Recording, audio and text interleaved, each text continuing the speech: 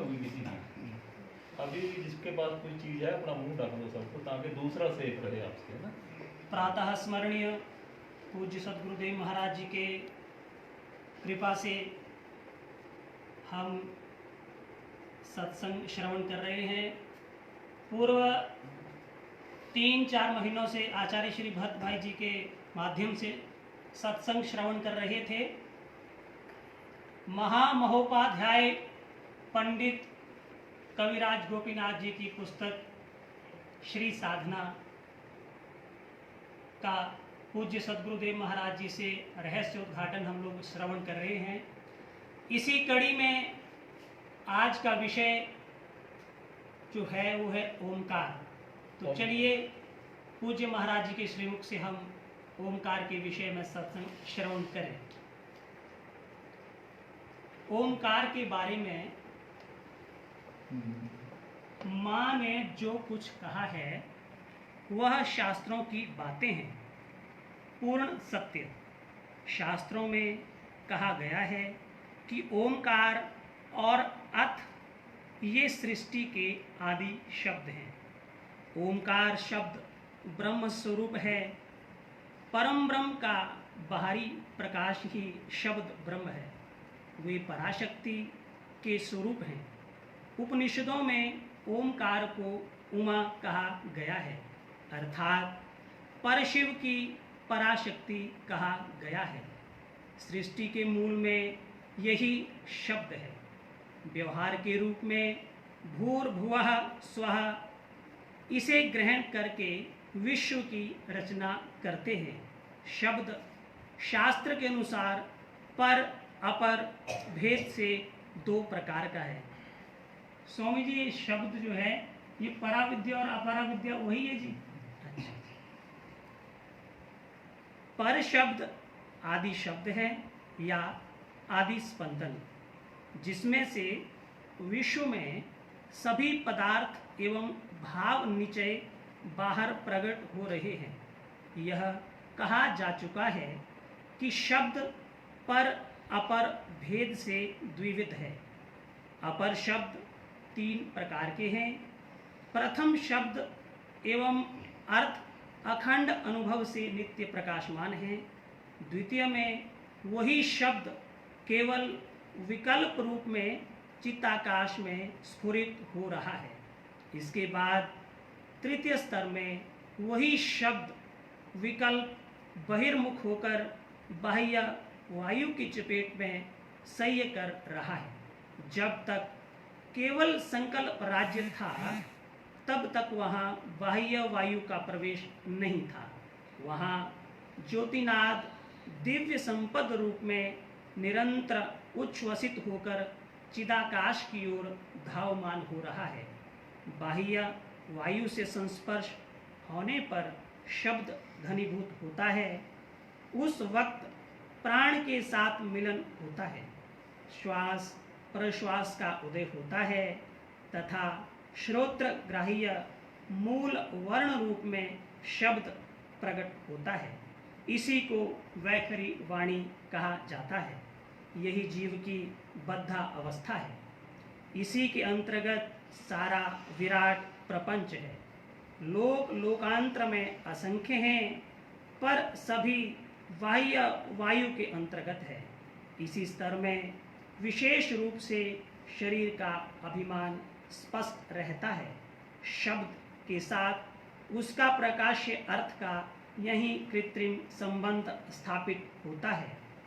इस वक्त विकल्प के स्थान पर अशुद्ध विकल्प के श्वास प्रश्वास की गति ईड़ा पिंगला के बीच से प्रवाहित होती है। सुषुम्ना नाड़ी एक प्रकार से बंद रहती है। वैखरी लौकिक जगत में शब्द के रूप में तथा भाषा के रूप में परिचित है। शुद्ध शब्द वैखरी या अंतर्वैखरी नहीं है। अंतर्वैखरी के बाद शुद्ध विकल्प का आभास ज्योति के उदय होने पर प्राप्त होता है। वायु की वाम आवर्त दक्षिण आवर्त की गति ठहर जाती है। इसके बाद वह शब्द आदिवाक और परावाक तक पहुंच जाता है।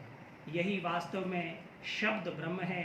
जो पर ब्रह्म के साथ अभिन्न है, तभी पूर्ण अहमबोध का जन्म होता है। जगत में सर्वत्र अहम विराजमान है। योगी और ऋषिगण परावाक को ही ओंकार रूप में निर्देश करते हैं। ब्रह्मा, विष्णु, रुद्र के अलावा अनागत, वर्तमान, स्थूल, सूक्ष्म कारण आदि सब कुछ उसी से उद्भूत हैं। शब्द मूलक जो जगत सृष्टि है, इसका उल्लेख विश्व के सभी धर्मों में है। ओंकार प्रकरण है। ओंकार बहुत प्रसिद्ध है। ओम कहते हैं इसको, गुरबाणी में आता है, एक ओंकार कर्ता पुरुष, निर्भो निर्भेद अजोनि शोभम। अयोनि है वो, योनि में नहीं आता, कभी जन्म नहीं लेता है। गुरु प्रसादी जब कहते हैं, गुरु के प्रसाद से प्राप्त होगा, उनकी कृपा से जानकारी मिलेगी। ऐसे तो लिखा होता है, पढ़ते हैं, सब होता है। वो एक यहाँ इन्होंने दो बात बताई, एक अपर, एक अपर, दो रूप हैं उसके। जो संसार में देखा जाता है, पढ़ा लिखा सुना जाता है, वो अपर कहलाता है। इसीलिए संत कबीर ने कहा, उस ओंकार को सब ही माने, जो लिखी के मिटे ताहि को जाने। ओंकार आदि कहें सब कोई, जिनी लखा सो भला होई। जो जानता है इसको, लखा मतलब जानता है, देखा है जिसने, वो कोई बिल्ला होता है। तो आदि शब्द के रूप में प्रकट होता है ये परमात्मा से, इसलिए ये परब्रह्म से बहुत नजदीक माना जाता है। शास्त्र कहते हैं, शब्द ब्रह्मादि विष्णातः परब्रह्मादि गच्छति। जो शब्द ब्रह्म में निष्णात हो जाए, इसी का एक नाम शब्द ब्रह्म है। उसमें जानकारी प्राप्त कर ले, निष्णात हो जाए, पूरी तरह से समझ जाए उसके रहस्य को और धारण कर ले, उसकी जो गति है ऊपर ब्रह्म में हो जाती है। तो उसको ये समझा रहे हैं कि वो जो है वो तो तटस्थ है और जानने का विषय है। उसके जो दूसरा रूप है बाहरी, जिसको अपर शब्द कहा है, वो उससे संसार बनता है। इसलिए भगवान पतंजलि महाराज कहते हैं, तस्य वाचक प्रणव।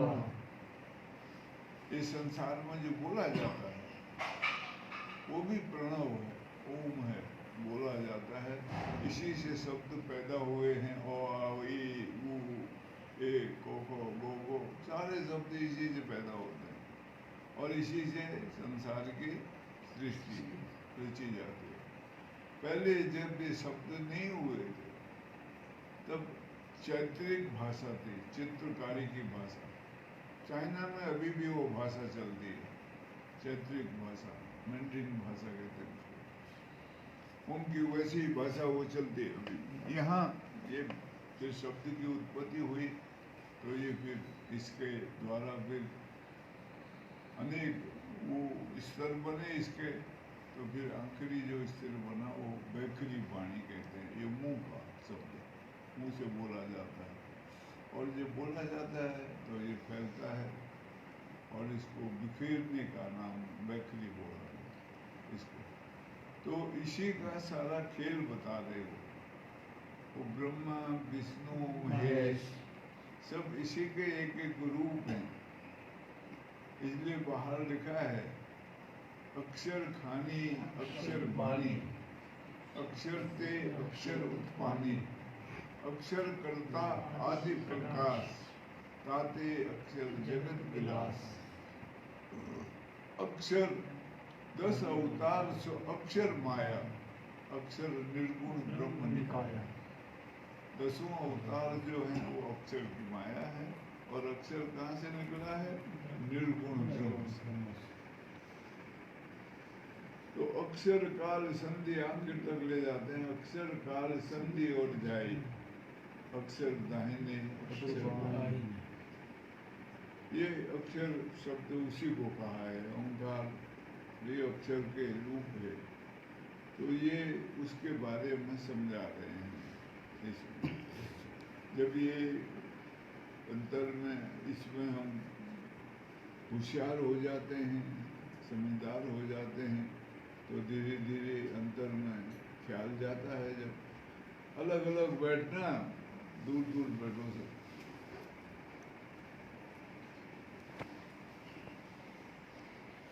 तो उसको जानना है, धारण करना है उसके ऊपर। वो जो वास्तविक जो है ओंकार, वो जानने का विषय सभी उसी में है। संसार का जितना भी कारोबार है वो भी अक्षर है, और संसार समेट के जब परमात्मा को जाना जाता है तो वो भी ओंकार है, अक्षर। एक ही रूप है, उसके दो रूप अलग अलग हैं। एक बाह्य है, इसको सांसारिक रूप कहते हैं, दूसरा आंतरिक है जो पारमार्थिक रूप है। उसी के बारे में समझाया। जितने प्रकार के बीज मंत्र तंत्र शास्त्र में हैं, वे सब मंत्र समूह पूर्ण अहम सत्ता से प्रकट हुए हैं। इसे प्राप्त कर लेने पर जागरण अर्थात पूर्ण चैतन्य प्राप्त होता है। पृथ्वी में जितनी भाषाएं हैं, सबकी जड़ में वर्णमाला है। वर्ण किसी भी रूप में सज्जित क्यों न हो, पर उनकी जड़ एक ही है। इन्हीं वर्णमालाओं से भाषा का निर्माण होता है। भाषा के द्वारा भाव प्रकट होता है, किंतु मूल में जो वर्णातीत नाद है वही बोध का मूल है। यह सामग्री सभी देश में प्रचलित भाषा स्थित वर्णमाला के पीछे मौजूद है, उसकी मूल ज्योति। यही महाज्योति ओंकार स्वरूप तक पहुंचा देती है। फलतः प्रत्यक्ष रूप से भले ही ना हो, पर परोक्ष रूप में ओंकार ही सभी भाषाओं का मूल है। जो लोग जप के द्वारा मंत्र चैतन्य हुए हैं, वे इसे समझ सकते हैं। आगे कहा गया है कि अशुद्ध शब्द से शुद्ध शब्द के साथ अंतर जगत में प्रवेश होता है।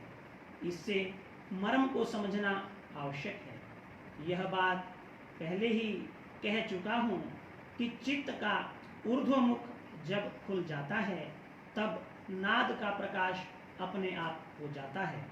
वैखरी के अक्षरों या नाद के साथ अनुस्वार का संयोग कर निरंतर जप के प्रभाव से उक्त अनुस्वार नाद में परिणित हो जाता है। नाद में परिणित होने पर स्थूल आवरण हट जाता है। तांत्रिक प्रक्रिया के अंतर्गत वर्ण या पद के बाद अनुस्वार के निरंतर चिंतन का यही उद्देश्य है। नाद में उपनीत हो जाने पर विश्वव्यापी स्रोत खुल जाता है, ग्रंथि बंधन खुल जाते हैं। जीव के भाव में भाव ग्रंथि, द्रव्य ग्रंथि आदि नाना प्रकार की ग्रंथियां रहती हैं। इन ग्रंथियों की मूल ग्रंथि अहम या अहंकार है। ब्रह्म ग्रंथि, विष्णु ग्रंथि, रुद्र ग्रंथि आदि प्रकार भेद होते हैं। केवल स्थूल ग्रंथि ही नहीं, भाव जाना आवश्यक है। इस अवस्था को मुक्त अवस्था कहा जाता है। देहात्म बोध के मूल में जो उससे सभी परिचित हैं। सभी ग्रंथियों से मुक्त हो जाने पर जीव भिन्न भिन्न आकार में अपने को प्रकाशमान नहीं देखता। उस वक्त समस्त विश्व अपना बन जाता है। ग्रंथिहीन होने के कारण उस समय उसे मुक्त पुरुष कहा जाता है। वो आपने उसकी व्याख्या में समझा ये जितने वर्ण हैं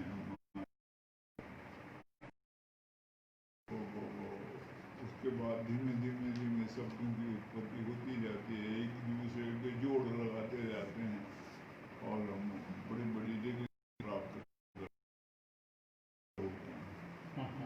ये शब्द का उद्भव होता है उससे, इसको अपर शब्द कहते हैं बाहर से, इसी के द्वारा आगे चलता है और वो मंत्र आदि की रचना होती है।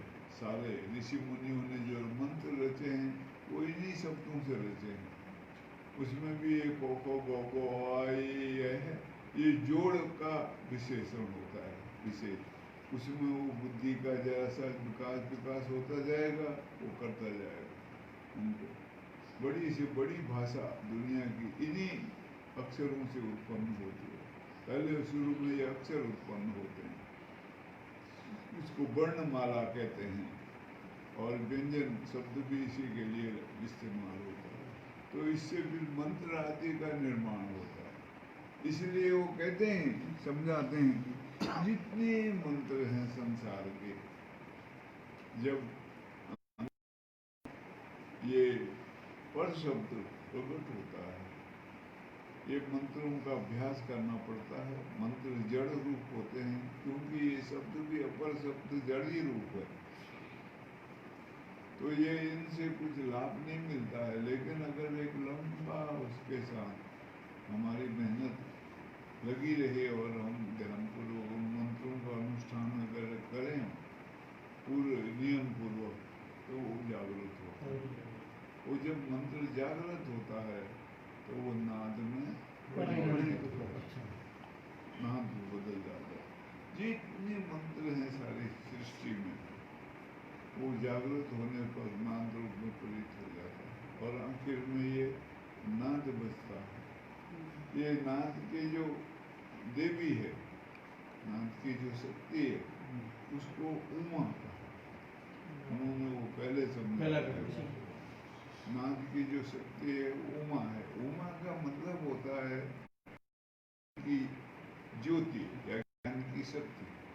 उमा, हाँ, इसलिए वो बिंदु रूप भी मानी जाती है। अगर उसको शास्त्रीय और शॉर्ट भाषा में बोला जाए तो बिंदु शब्द समझाते हैं। इसलिए वो कल्प के आदि में जब पैदा हुआ तो नाद बिंद विस्तारा, सकल जगत में हंस कबीरा, काव्य में चौंच पसारा, मनमत गर्भ धरे या देही, नाद बिंद विस्तारा। उसके द्वारा संसार का विस्तार हुआ, ऐसा मानते हैं। वो नाद की जो शक्ति है, जिससे ज्ञान होता है, समझ आती है, विचार उत्पन्न होते हैं, और हमारा जो भाव है, ख्याल है, वो परमार्थ में लगता है। अभी हम कोशिश करते हैं लगाने की, तो नहीं लगता है, मुश्किल होती है बहुत, और लगता है तो थोड़े बहुत। लेकिन ऐसा समय आता है कभी, अगर उसने पहले अभ्यास बहुत किया हो, तो उसका ख्याल संसार में नहीं जाएगा। फिर संसार में कभी कोई ख्याल जाएगा नहीं, किसी वस्तु के प्रति नहीं, न स्त्री के प्रति, न बाल बच्चों के प्रति, किसी के प्रति नहीं जाएगा। उसका ख्याल हमेशा परमात्मा से जुड़ जाएगा, उसमें अटक जाएगा वो, और उसका ही अनुसंधान होता रहेगा। वो ऋषि कहलाते थे पुराने समय में, वो अनुसंधान में लग जाते थे ऋषि। उन्हीं को बड़ा जानकार संत भी कहते थे, और वो आखिर में उसके द्वारा एक शांति युक्त हो जाते थे। परमात्मा और उनमें कोई भेद नहीं रहता। इसलिए संत कबीर ने कहा है, खोजत खोजत री सकी, रैया कबीर हेराई। हेरत हेरत सतगुरु, हेरत हेरत री सकी, रैया कबीर हेराई। बूंद समानी समुद्र में, अब कित हेरी जाए। कहते हैं खोजते में खो गया, और वो जो मैं भाव था वो समाप्त हो गया, परमात्मा के साथ युक्त चला गया। बूंद समुद्र में समा गई। अब भगवान को समुद्र में उसके साथ युक्त हो गया। अब कहाँ खोजो, तो वही रह गया। लेकिन फिर उसी शब्दी है, बहुत अच्छा है वो, बहुत ऊंची शब्द है और आखिरी अवस्था है वो। हेरत हेरत री सकी रैया कबीर हेराई, बूंद समाया समुद्र समाया बूंद में, ओहो अब कित हेरा जाए। खोजते कहते हैं कबीर खो गया, क्यों? समुद्र बूंद में आ गया। भगवत सत्ता जिसको हम भगवान कहते हैं वो उसके अंदर प्रकट हो गया, भगवत रूप है। इसलिए यहाँ बैठा हूँ मैं, बहुत अच्छा वो निकाला है राम भगवान। लेकिन एक लंबे काल के बाद होते हैं, घर से जाते हैं जंगल में, तपस्वी का भेष बनाते हैं, सीता भी चली जाती है और वो फिर लंबे उससे गुजरते हैं संघर्ष से, और वो जो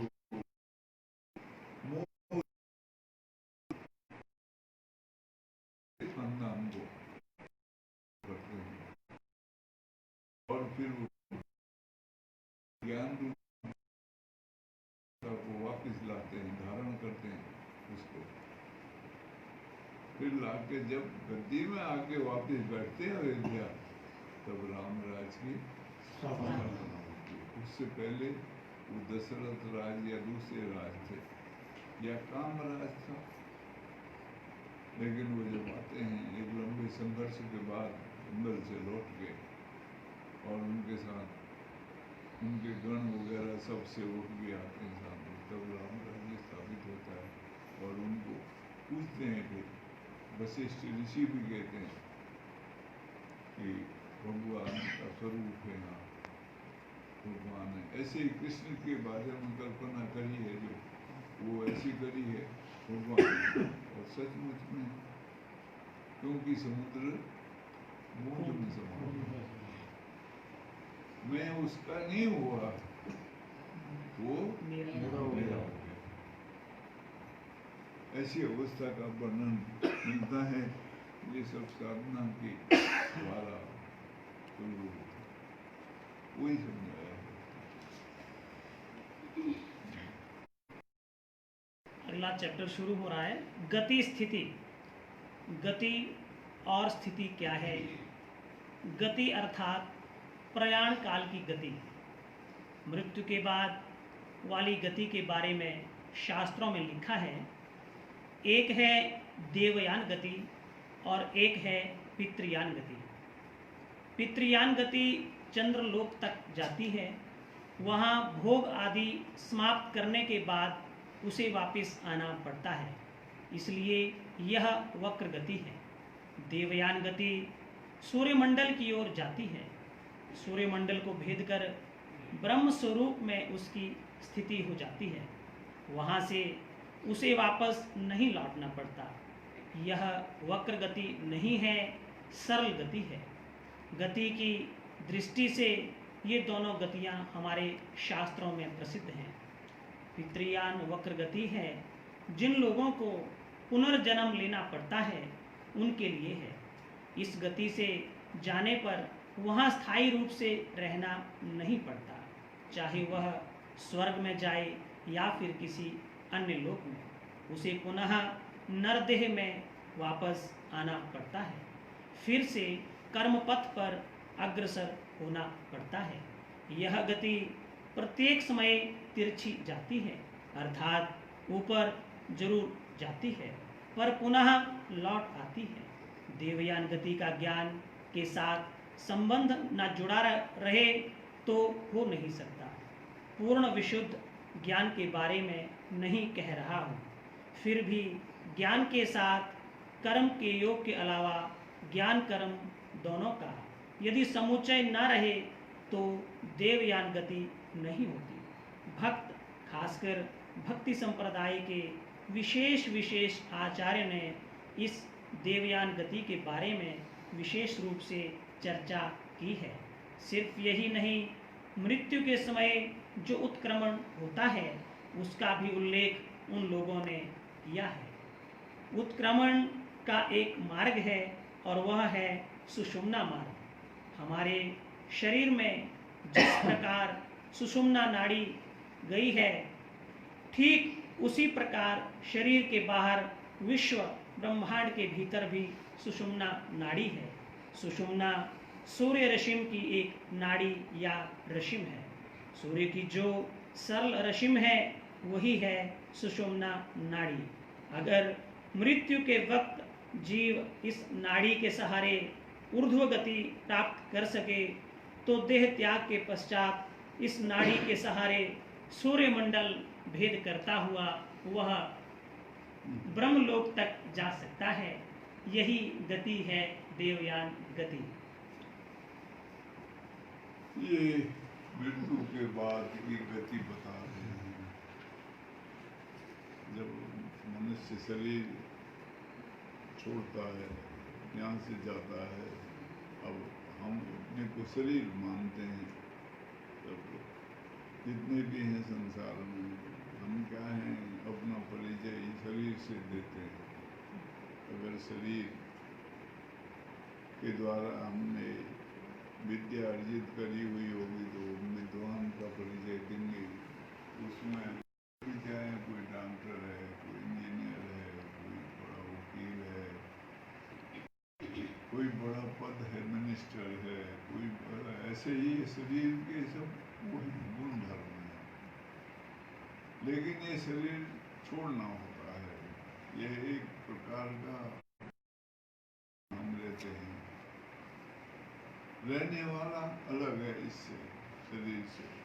वो जो शरीर का मालिक है वास्तव में वो अलग है।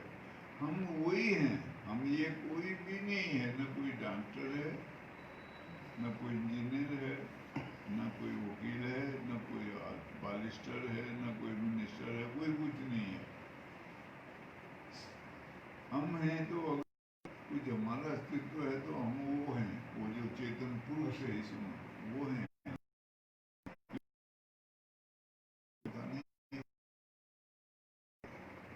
उसके सहारे जीते हैं, उसके सहारे खाते हैं, करते हैं, सब उसी के सहारे। हाँ, अनभिज्ञ है। उसको जानने के लिए प्रयास करना, उसको जानने की इच्छा पैदा करना, वो जिज्ञासा कहलाती है। उसको जिज्ञासु कहते हैं। और उसके जानने के लिए प्रयास करना, उसको साधु कहते हैं। इसलिए पहले साधु का जिज्ञासु होना जरूरी होता है। जिज्ञासु होगा तो साधु बनेगा। तो वो हमसे अलग है। वो गति करता है।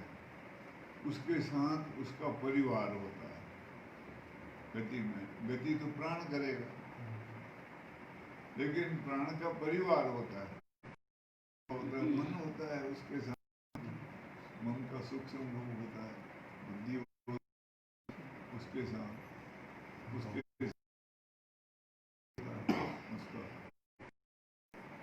उसके साथ उसकी याददाश्त होती है, स्मृति, चित्त कहते हैं, वो होती है। और ये 5 प्राण होते हैं, ये सब मिला के 14 बताते हैं।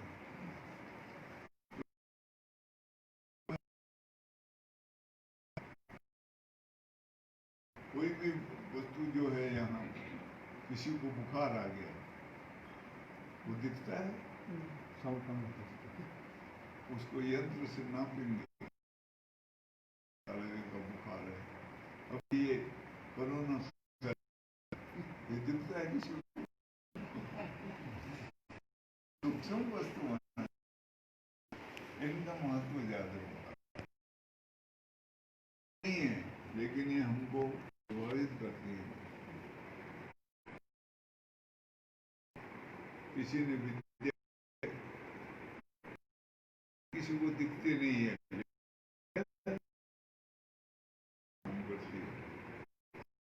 उसका जीवन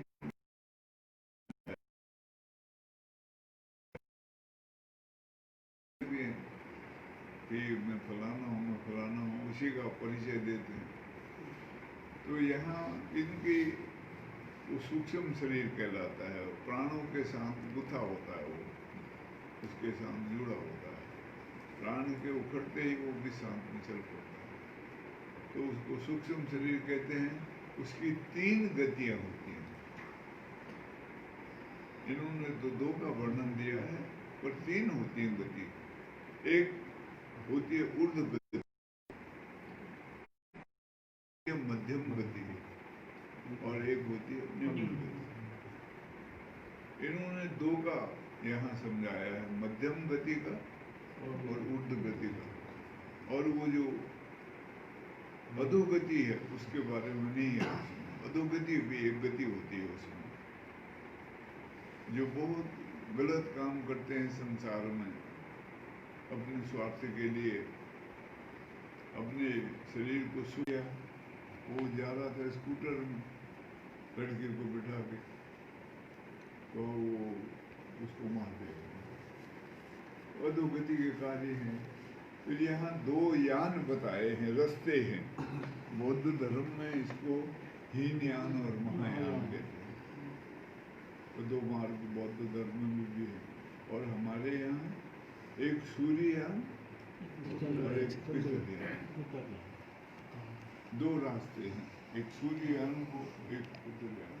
और वो इन्होंने बताया है, पितृयान में जो जाते हैं वो आगे चल के फिर अपने कर्मों के अनुसार जमीन में जन्म ले लेते हैं, मनुष्य योनि में आ जाते हैं। उनमें थोड़े पुण्य होते हैं, गलत कर्म होता है लेकिन साथ में पुण्य भी किए होते हैं, तो वो बार बार जन्म लेते हैं। कर्म जो है उनके साथ जुड़ता है और कर्म करने की उनको अनुमति होती है, वो कर्म करते हैं यहाँ। और जो सूर्ययान से जाते हैं वो ज्ञान से संबंधित होते हैं, उज्ज्वल मार्ग कहते हैं उसको। वो ज्ञान से संबंधित हो गए, सूर्य भेद करके वहाँ सूर्य ज्ञान का स्वरूप, ज्योति स्वरूप समझाया है, उसको भेद करके आगे जाते हैं। और वहाँ जा कर के उनको अगर थोड़ा बहुत बाकी रहा है जानकारी, वो वहाँ पर जा कर के गुरु होते हैं, उसको देव गुरु कहते हैं, बृहस्पति उनका नाम है, वो उसको दीक्षा करते हैं। ऐसी मान्यता है शास्त्र की। वो दीक्षा करते हैं, वो समझा करके वो फिर वो मुक्त धाम को प्राप्त करते हैं। फिर उनका जन्म नहीं होता है, वो भगवान के पार्षद कहलाते हैं, सेवक कहलाते हैं। फिर कभी काम कुछ करना होता है संसार में, इसलिए साधु संतों को उनका अवतार माना जाता है, तो वो संसार में आते हैं कार्य करने के लिए। लेकिन जो जन्म लेते हैं पितृयान मार्ग से जाते हैं, उनका जन्म होता है और वो बार बार आते जाते रहते हैं, कर्म करते हैं, शुभ कर्म भी करते हैं, अशुभ भी करते हैं। इसलिए उनको शुभ कर्मों के द्वारा ये मिल जाता है शरीर और वो यहाँ जन्म लेते हैं और यहाँ मनुष्य का चोला ले गए उनको ये कर्म का अधिकार प्राप्त होता है। कर्म करने का, कर्म का अधिकार जब तक मिलता है तब तक उनका जन्म मरण चलता रहता है। कर्म का महत्व है यहाँ बहुत, क्योंकि इसको कहा है कर्म प्रधान विश्व रचि राखा, जो जस करहि तस फल चाखा। उसके अनुसार यहाँ भोग मिलते हैं, सुख दुख मिलता है। लेकिन ये जो होते हैं सूर्य रश्मि में जाने वाले, तो वो कर्म के साथ ज्ञान भी होता है, उनको समझ भी होती है।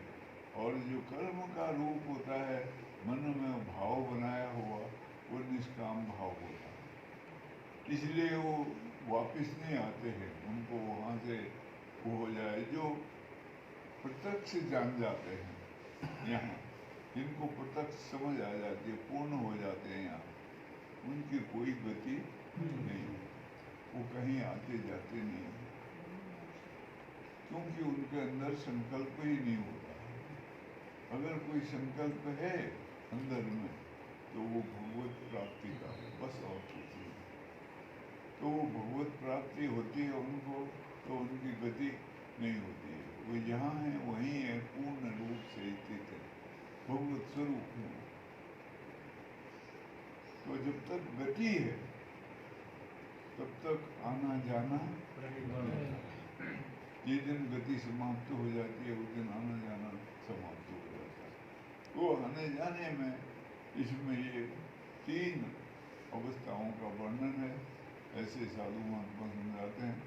तो उसमें एक ऊर्ध्व गति है, जो चले जाते हैं फिर नहीं आते। एक मध्यम गति है, जो जन्मते हैं मरते हैं संसार में, और शुभ और अशुभ कर्म करते हैं, लेकिन अबोध होते हैं, ज्ञान नहीं होता है, समझ नहीं होती है। क्योंकि जो मुक्ति है वो ज्ञान के बिना नहीं होती, जितने ज्ञानार्थ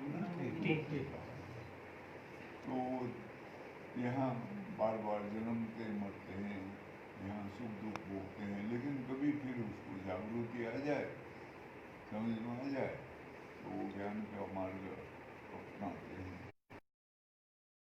तो वो करेंगे तो उसके लिए अगर फिर वो पुण्य करना है, बहुत से लोग हैं बड़े पुण्य करते हैं,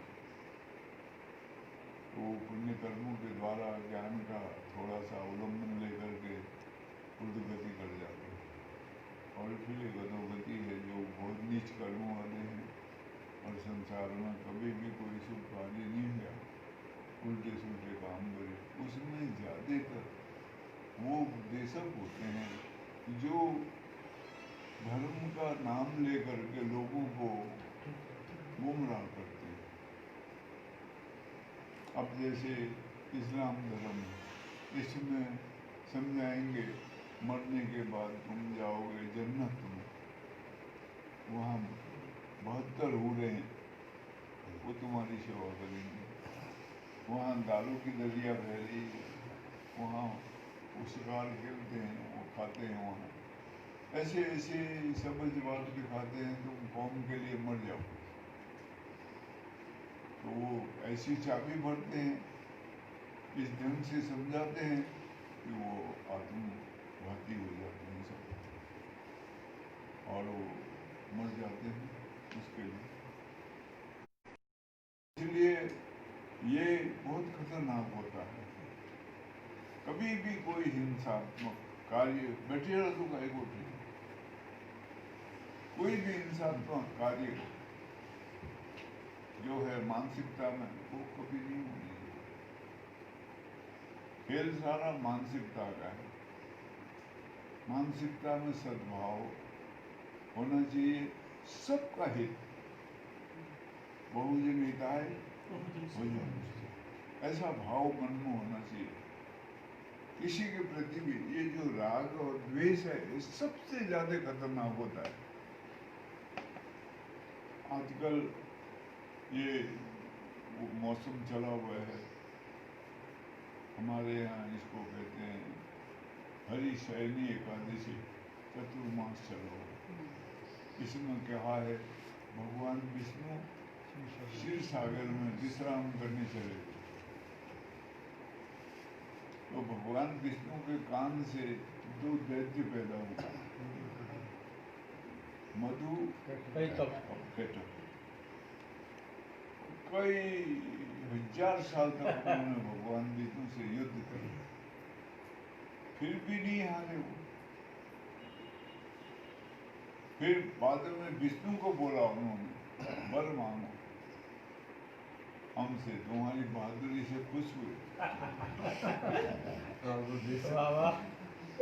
फिर विष्णु ने वर मांगा उनकी मृत्यु का, उनसे जल में फिर उनको मारा गया, ऐसा वर्णन आता है, पौराणिक कथा है।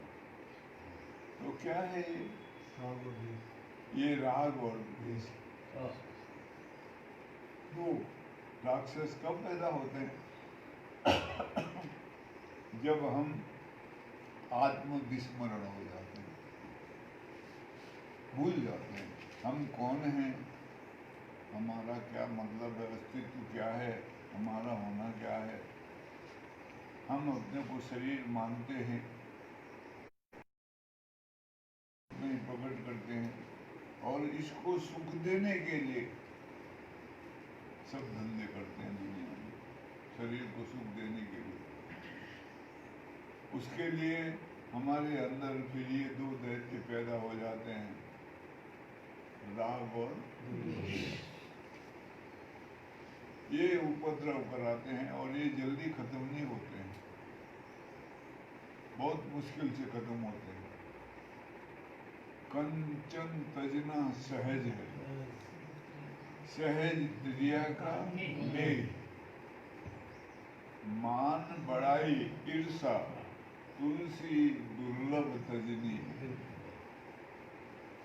कहते हैं धन दौलत का त्याग करना सहज है, स्त्री के प्रति आकर्षण का भाव भी छोड़ देना वो भी सहज है। तुलसीदास जी कहते हैं वो भी हो सकता है, लेकिन मान बढ़ाई और ईर्षा ये छोड़नी बहुत मुश्किल है। यही राग द्वेष का रूप होता है।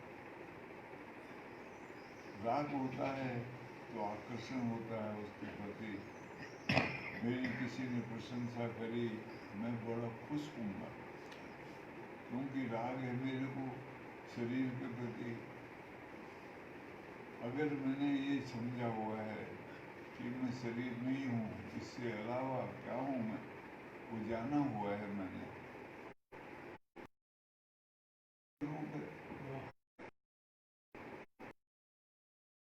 ऐसा करेगा तो मेरे ख्याल में वो आएगा, क्योंकि ये शरीर तो नाश होगा।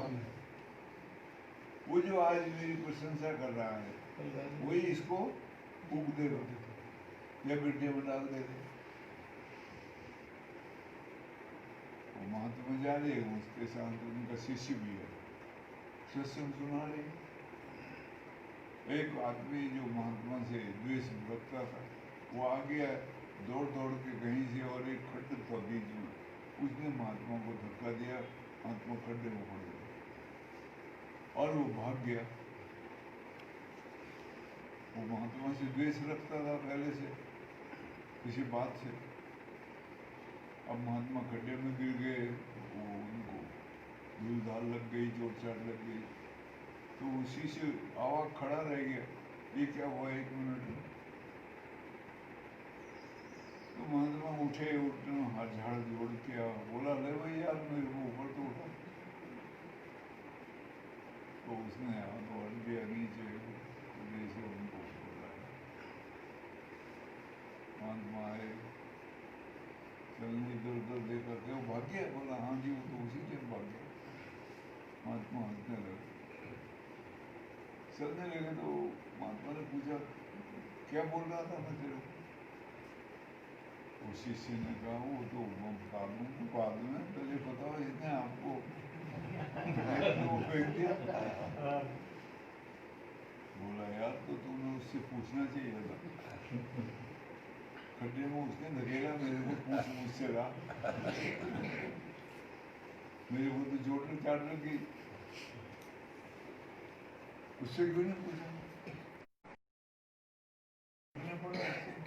बोला मेरे को क्या फर्क पड़ना है, मेरे को तो वो जानता ही नहीं। जिसको उसने खड्डे में फेंका वो उसको जानता है, और जिसको उसने खड्डे में फेंका उसको तू भी कल दबा देगा खड्डे में। मेरा शरीर छूट जाएगा, समाधि दे देगा तो खड्डे में डाल देगा। बोला फिर उसको तू भी डाल देगा जिसको उसने डाला। मेरे को तो वो जानता ही नहीं है, तो मेरे को तो मानने का कोई मतलब नहीं। इसी तरह संत महात्माओं को ये जब समझ आ जाती है मैं कौन हूँ, मेरा स्वरूप क्या है, पता लग जाता है, तो उनकी कोई तारीफ करेगा, प्रशंसा करेगा, तो उनका ख्याल उधर जाएगा। किसकी हो रही? हाँ, उसकी, जिसने ये शरीर को चलाया हुआ है, जो शरीर का मालिक है, उधर चले जाता है। मैं ये नहीं हूँ होता है वो, तो इसलिए उनको प्रशंसा से कुछ फायदा नहीं होता। अब किसी ने गाली दी गलौज करा, कुछ कहा, तब भी उनका ख्याल उधर ही चल रहा है। तो उससे कुछ लेना देना नहीं, क्योंकि वो तो इनको जानता ही नहीं, मतलब नहीं। लेकिन अमूमन ऐसा होता नहीं है, ये तो कोई ज्ञानी पुरुष होगा, जानकार होगा, जिसको समझ है वो होगा, तभी होगा। नहीं तो हम तो अपने को शरीर मानते हैं सभी, और उससे लड़ाई झगड़ा हो जाएगा। तो इसलिए ये राग द्वेष जल्दी नहीं जाता, बहुत मुश्किल होता है। एक लंबे काल तक जागृति आएगी जब जीवन में, तब जाकर के इसके ऊपर अधिपत्य हो पाता है, तभी इसको समझा। नहीं तो ये सारा खेल संसार में जितना भी है, ये राग द्वेष के द्वारा होता है। राग संसार के साथ जोड़ता है हमको, और हम अपने को भूलते हैं, अपने को संसार रूप में एक करते हैं। और द्वेष संसार से हमको धीरे धीरे उधर ले जाता है, अंधेरे खड्डे में, जहाँ सोच समझ ही नहीं है, बिल्कुल बिलबिलाते हैं हम, जड़ता आती है जीवन में, दुखी होते हैं बड़े भारी। ये कईयों को तो आत्महत्या कर लेते हैं, द्वेष की वजह से होता है। अब किसी ने उसको डांट दिया, तू तो बहुत गलत है, ये है वो है, अब उसको भी द्वेष था इससे, तभी डांटा उसने, गलत बोला, अब इसको भी द्वेष पैदा हो गया, तो आत्महत्या करके मर गया, या बहुत दुखी हो गया, उसके प्रति उसके अंदर द्वेष पैदा हो गया। ये बड़ी निकृष्ट दुष्ट श्रृंखला है जो हमारे जीवन में चलती रहती है। तो सोच आएगी, जब समझ आएगी, थोड़ा सा सत्संग वगैरह सुन के और इसको धारण करके, इसलिए अक्सर बोला जाता है सत्संग में बैठना इतना महत्वपूर्ण नहीं है जितना कि सत्संग हमारे में बैठे वो महत्वपूर्ण। सत्संग में बैठना अच्छी बात है, लेकिन सत्संग हमारे में बैठे ये सबसे उत्तम बात। सत्संग बैठता नहीं, भूल जाता, ख्याल में नहीं आता। इसलिए योग शास्त्र कहता है स्मृति जगाओ, अपनी याददाश्त जगाओ। योग शास्त्र की ये एक विशेष अवस्था मानी जाती है। स्मृति जगाना बहुत जरूरी है, याददाश्त अपनी करना, हम पकड़ सके शब्दों को। संसारिक शब्द बहुत जल्दी पकड़ते हैं, वो अंदर बैठ जाते हैं, जाते ही जाते किसी ने कह दिया बड़ा पाखंडी है, बस पकड़ लिया सब, और हम झगड़ पड़े, उससे लड़ पड़े। उस वक्त ये सत्संग सुना हुआ सब भूल जाते हैं, एक सेकंड में नहीं रहते। तो इसलिए इसमें सत्संग आदि के द्वारा थोड़ी सोच पैदा हो, तो जीवन का जीने का ढंग बदलता है, जीवन को एक नई राह मिलती है, एक नई दिशा मिलती है जीने की, और आदमी धीरे धीरे ये राग द्वेष आदि से अपने को छुड़ा के अलग हो सकता है।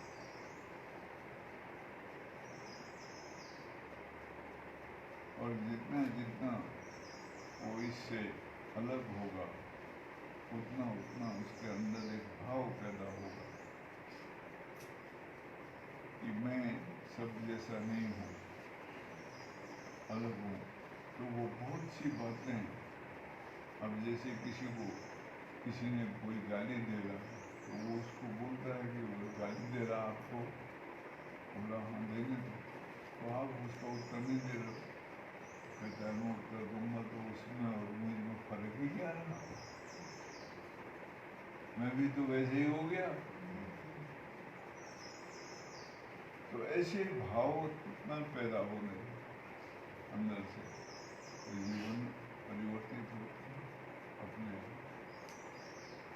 विचार ही हैं जीवन को परिवर्तित करने के लिए। विचार से ही व्यक्ति महान होता है और विचार से ही अधोगति प्राप्त होती है। दुष्टता विचारों से आती है, सज्जनता विचारों से। इसलिए सत्संग का लाभ इससे मिलता है, लेकिन जागृति करनी है, जागरूक होना है। जागरूक हो सके तभी संभव है। आज एक दिन सच्चिदानंद भगवान की जय, श्री सद्गुरुदेव महाराज की जय।